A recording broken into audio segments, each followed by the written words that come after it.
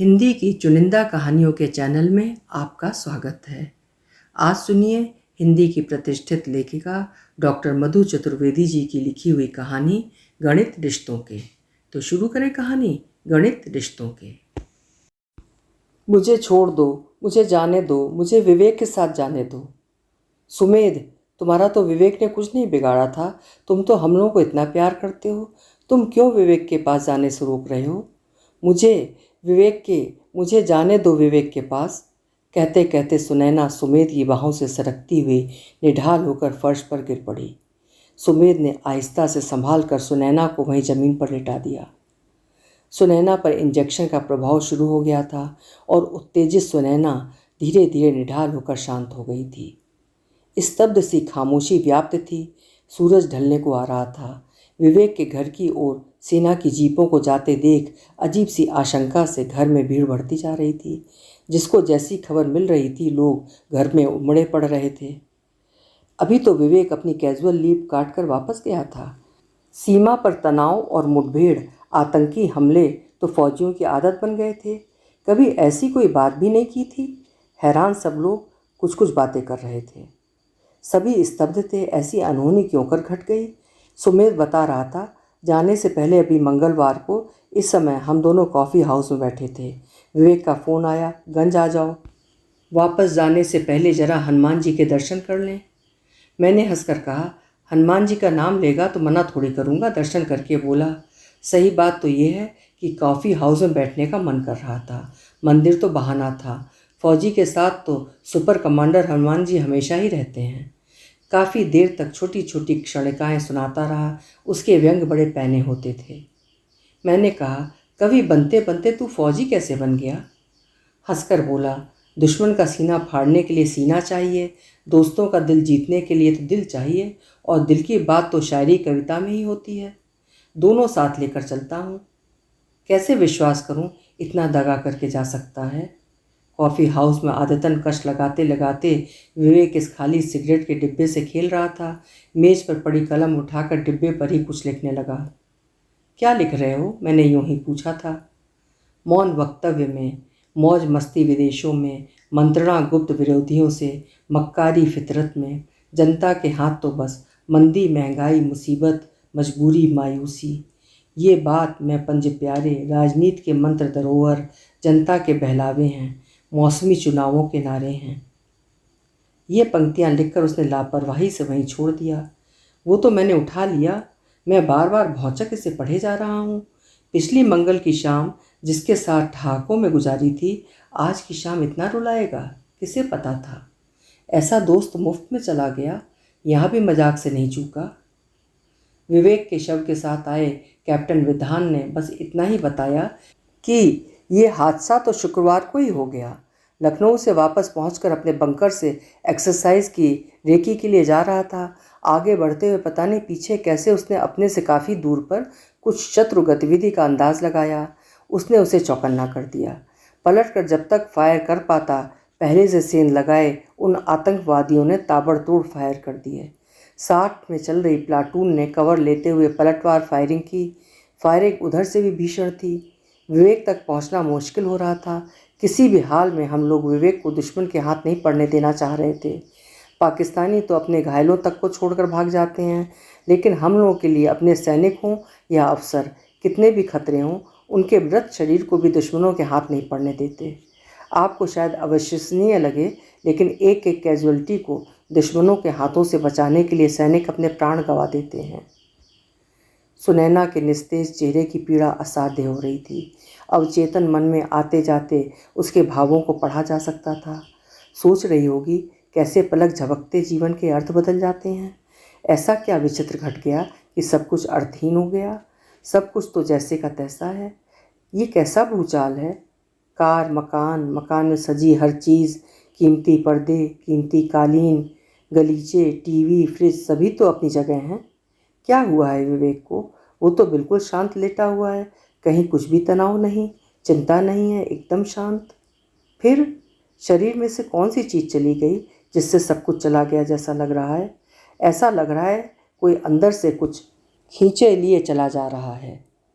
विवेक के दिल, दिमाग, शरीर सब तो उसके थे, सब पर उसका अधिकार था, सबको उसने भोगा था। दोनों तो एक दिल, एक आत्मा थे। ऐसा दावा कितनी बार विवेक ने भी किया था, वो उसे हमसे कैसे छीन सकते हैं। घर के नाश्ते पानी से लेकर सोने जगने तक के निर्णय के लिए वे एक दूसरे से जुड़े थे। फिर आज अपने विषय में विवेक इतना बड़ा निर्णय कैसे ले सकता है? विवेक ने कैसे इसे अपना मान लिया? रात के गहन सन्नाटे के कितने निजी पल साथ बांटे हैं। एक दूसरे के लिए हम दोनों कितने पूरे थे। हम एक दूसरे के पूरक थे। एक दशक तक जिसे सच मानकर भोगा था, वो झूठ कैसे हो सकता है? विवेक सब कुछ कर सकता है, लेकिन झूठ नहीं बोल सकता। कितना सुंदर था वो झूठ, और कितना बीभत्स है ये सच। ऐसा सच क्यों सामने है जो झेला ही न जा सके? क्या वो सब छल या भुलावा था? किसे सत्य माने, किस पर विश्वास करे? अगर इसी को सत्य मान ले जो आज इस पल सामने है, तो वो सब छलावा था। विवेक छल मात्र था। विवेक छलावा रहा। मैं इतने वर्ष बस छली जाती रही। विवेक तो मुझ में समाया है। हमने अपनी सांस में उसकी सांस के स्पंदन महसूस किए हैं। मेरे प्राण से अपने प्राण निकाल कर कैसे जा सकते हैं? उस असहाय वेदना में सुनैना के चेहरे पर एक मुस्कान सी तैर गई, मानो कह रही हो, वो तो मेरे पास सुरक्षित है, उन्हें कोई कैसे ले जा सकता है। प्राण तो मेरे निकले हैं, निर्जीव मैं हो रही हूँ, विवेक तो मेरे अंदर जीवित है। विवेक कह दो, सब लोग गलत कह रहे हैं। और ये कहते कहते सुनैना फपक फपक कर रो उठी। घर का वातावरण बोझिल होता जा रहा था। सूचना पाने के साथ ही रिश्तेदारों का हुजूम अलग अलग जगहों से पहुंचता जा रहा था। कोई कार, ऑटो, रिक्शा या सवारी रुकती और सवारी के उतरते ही सबके रोने की आवाज़ें तेज हो जाती। हाय, मैं मर क्यों नहीं गई? बेटे आ जाओ, बेटे अब मजाक मत करो। बेटा, तू ही तो कहता था माँ अपना वजन कम करो, जब तू मरेगी तब तो मैं भी बूढ़ा हो चुका हूँगा, तेरी अर्थी कैसे उठाएंगे? अगर किसी बात पर गुस्सा होती तो कहता, चेहरे पर ज़्यादा सलवटें मत डालो, झुर्रियाँ पड़ जाएंगी। अरे धोखेबाज, अपनी तो क्या, तूने मेरी झुर्रियों को भी देखने का इंतज़ार नहीं किया। मैंने जिन हाथों से तुझे खिलाया है, अब उनका कंधा भी ले ले बेटवा। खूब मजबूत है मेरे कंधे, मैं तुझे लेकर जाऊंगी। खूब हिसाब पूरा करके गया है। गोद में विवेक का सर रखे अधेड़ उम्र के पिता बार बार विवेक का चेहरा पोंछ रहे थे, लेकिन उनके आंसुओं की धारा से विवेक का चेहरा बार बार गीला हो रहा है। लोग पिता को उठाने की कोशिश कर रहे थे। इतनी देर से अपने को संभालते पिता बिलख उठे।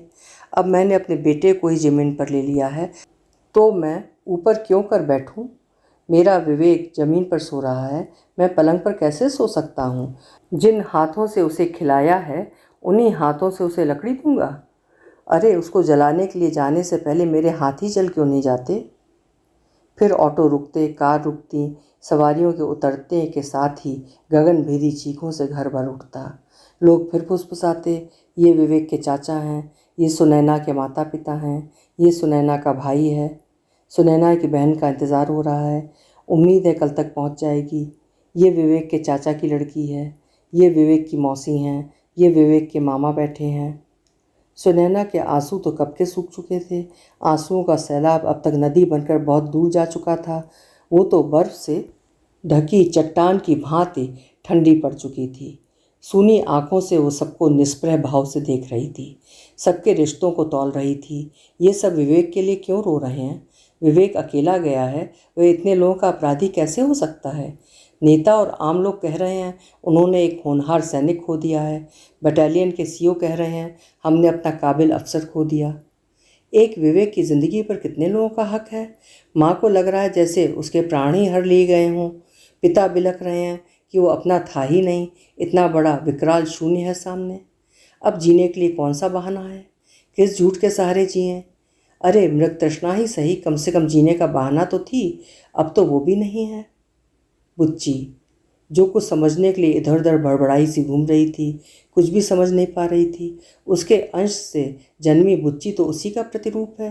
अपने नफ़ा नुकसान की समझ जब तक आएगी, शायद वो विवेक की शक्ल भी भूल चुकी होगी। उसके लिए पिता का अर्थ फ्रेम में मढ़ी एक तस्वीर होगी। अचानक लोगों को रोता देख कर रोने लगती है। रिश्तों के गणित को समझने में असमर्थ सुनैना यही सोच रही थी। सेना का नुकसान बड़ा है, देश का उससे बड़ा है, यही तो सेना का संस्कार है। परिवार का नुकसान उससे कम है। फिर विवेक पूरा माँ का कैसे था? पिता उसे अपना संपूर्ण कैसे मान रहे थे? मैं ये कैसे समझ रही थी कि विवेक तो सिर्फ मेरा था, पूरा मेरा। मैं उसकी सर्वस्व थी, वो मेरा सर्वस्व था। सैनिक तो पूरे देश के लिए होता है। जब देश अपने सैनिक पर गर्व करता है तो सैनिक का परिवार बस उस एहसास पर फख्र करता है, इससे अधिक कुछ नहीं। कैसा अद्भुत था इस प्रेम का ये अंकगणित, जो इतनी संख्या में बांटने के बाद भी सबके हिस्से में पूरा पूरा आ रहा है। रिश्तों के गणित में अंक कितने पूरे हैं, इतने रिश्तों में बांटने से बढ़ता नहीं है, घटाने से घटता नहीं है, और तो और जोड़ने जोड़ने से जुड़ता भी नहीं है। अभी तो यही समझ में आ रहा है, वो पूरे का पूरा खाली करके चला तो गया है, लेकिन खालीपन भी नहीं है, बस उस गर्व से भरा है। सैनिक की पत्नी तो सिर्फ फक्र कर सकती है, शोक नहीं। गणित रिश्तों के कुछ और ही होते हैं।